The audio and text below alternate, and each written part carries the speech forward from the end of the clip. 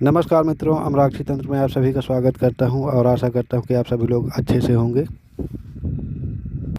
दीपक की लौ का तेज हो जाना। जब आप पूजा करते हैं तो उस दौरान आप कई बार देखे होंगे कि दीपक की लौ अचानक से तेज होने लगती है या फफकने लगती है, कभी और ऊपर की ओर बढ़ती है और फिर तेज होगी, फिर धीम होगी, फिर तेज होगी, फिर धीम होगी।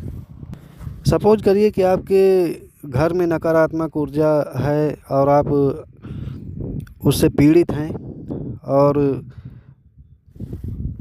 लगातार वो आपको पीड़ा दे रही है, नकारात्मक ऊर्जा, और आप भगवान की भक्ति में लीन हो जाते हैं, भगवान की अच्छी से पूजा करते हैं और एक समय ऐसा आता है कि आप भगवान के सामने बहुत भावुक हो जाते हैं और उन्हीं पर सब छोड़ देते हैं। तो भगवान कभी एक ऐसा समय आता है कि जब आपके दुखों को देखते हुए जब वो द्रवित होते हैं तो आपको जो है कुछ इशारे करने लगते हैं आपके पूजा ही के माध्यम से। जैसे मैंने एक वीडियो में बताया था कि दीपक की बाती का पूरा जल जाना, उसी प्रकार का एक संकेत ईश्वर द्वारा ये भी है कि जिस समय आप पूजा कर रहे होते हैं और भगवान में लीन हो जाते हैं, पूजा करते करते आपकी जो ज्योत होती है, जो ज्योत जलाते हैं आप, तो अचानक से उसकी लौ ऊपर को उठने लगती है, कई बार फफकने लगती है।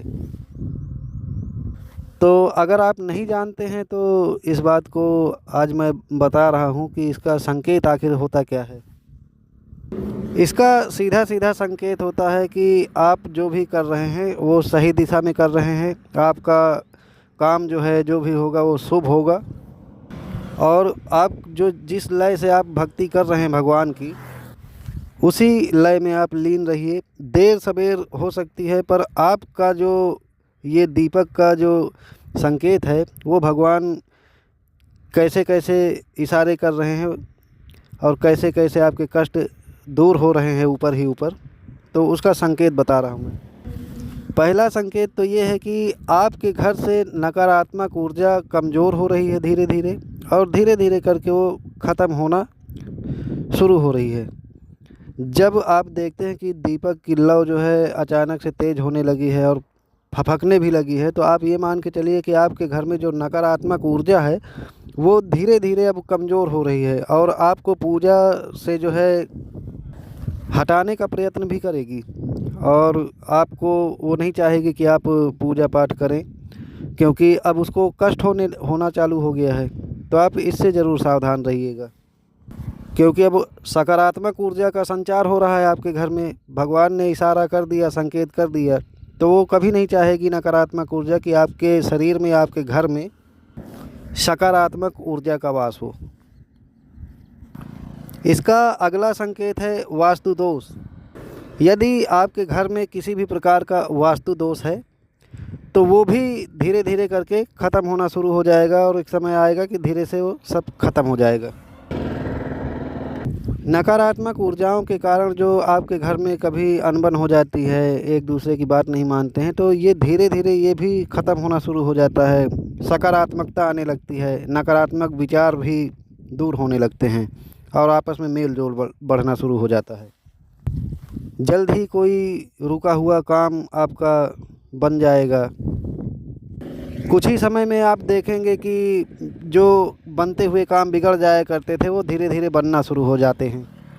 धीरे धीरे आप देखते हैं कि आपकी सारी समस्याओं का समाधान मिलने लगता है। ध्यान से जब देखते हैं तो फ़ोटो में जिस समय आप पूजा कर रहे होते हैं, तो उस समय जब भगवान प्रसन्न होते हैं तो आप जब एकटक देखते हैं मूर्ति में या फ़ोटो में, तो आपको एक मुस्कुराहट सी समझ में आती है। ऐसा लगता है अभी थोड़ी देर के लिए इन्होंने मुस्कुराए थे भगवान जो हैं। कभी आपने ऐसा भी देखा होगा कि पूजा कर रहे हैं और पूजा करते करते जो है फ़ोटो में आकृति थोड़ा सा चेंज सी दिखाई दी होगी। मतलब जिस प्रकार का आपके यहाँ मूर्ति या फ़ोटो रखी हुई है तो उससे कुछ अलग टाइप का मतलब आपको समझ में आया होगा। ऐसा लगता है कि मतलब ये एकदम साक्षात मूर्ति या साक्षात यहाँ पर आकर के रियल चेहरा टाइप का आपको समझ में आया होगा। कुछ लोग आप में से इस चीज़ को महसूस किए होंगे। तो जब ईश्वर आपसे प्रसन्न होते हैं, आप अपनी जगह पर सही होते हैं, निर्दोष होते हैं, तो भगवान का झुकाव आपकी भक्ति और आपकी निश्चलता को देखते हुए उनका झुकाव जो है आपकी तरफ बढ़ने लगता है और कई प्रकार के वो संकेत आपको देने लगते हैं आपके आशीर्वाद, अपने आशीर्वाद के माध्यम से। बस थोड़ा सा इन संकेतों को समझने की आवश्यकता होती है ताकि आप ये जान सकें कि आपके संकट दूर होने वाले हैं। लेकिन अगर आप नहीं जानते हैं तो वहीं से कुछ लोग हैं कि वहीं से पूजा पाठ करना बंद कर देते हैं और नकारात्मक शक्तियाँ और भी परेशान करना शुरू कर देती हैं, क्योंकि नकारात्मक शक्तियों को पता हो जाता है कि आप ठीक होने की मार्ग पे चल पड़े हैं, लेकिन वहीं वो अपना नकारात्मक प्रभाव और इतना बढ़ा देते हैं कि जो लोग इन संकेतों को नहीं जान पाते हैं तो वो लोग उन कष्टों को देख करके फिर वहीं से पूजा पाठ बंद कर देते हैं। लेकिन जो लोग ये जानते हैं इन संकेतों को, तो वो अपनी पूजा पाठ को, अपनी सेवा साधना को वहीं से और तेज कर देते हैं और नकारात्मक शक्तियों के छलावे में नहीं आते, क्योंकि छल करना ही नकारात्मक शक्तियों का मेन उद्देश्य होता है। जब वो ये जान लेती हैं कि अब इसकी पूजा पाठ का प्रभाव जो है बढ़ रहा है, सकारात्मकता आ रही है घर में, तब वो आपके घर में परेशानियां और ज़्यादा बढ़ाना शुरू कर देते हैं ताकि आप उस मार्ग से हट जाएं। यदि आप माला जाप कर रहे हैं तो कुछ ऐसे ऐसे विघ्न डाल देंगे कि आप माला जाप करना बंद कर देंगे।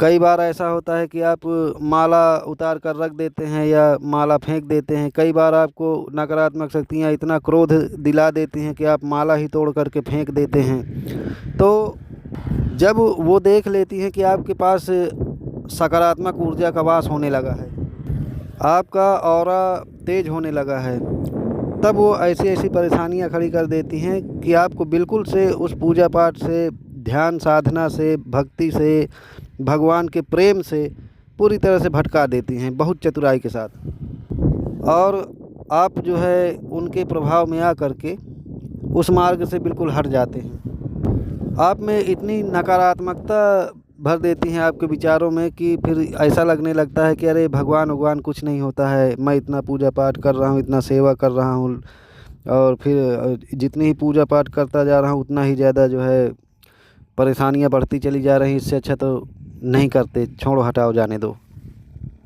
तो ये विचार सिर्फ नकारात्मक शक्तियाँ ही आपके मस्तिष्क में ऐसे ऐसे डाल देती हैं कि वहाँ से हट जाते हैं आदमी। तो आशा करता हूँ कि ये जानकारी आप लोगों को पसंद आई होगी। मिलते हैं अगली जानकारी के साथ, तब तक के लिए जय माता की।